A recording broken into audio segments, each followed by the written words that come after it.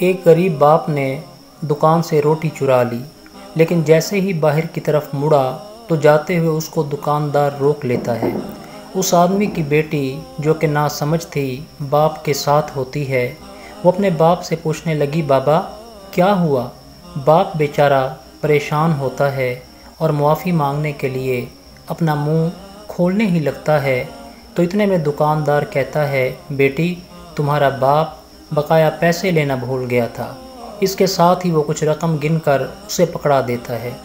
باہر جاتے ہوئے باپ مجبوری سے لاچار دکھائی دیتا ہے تو دکان میں موجود دوسرا شخص آواز لگا کر کہتا ہے، بھائی تم چاول کا تھیلا بھی بھول رہے ہو۔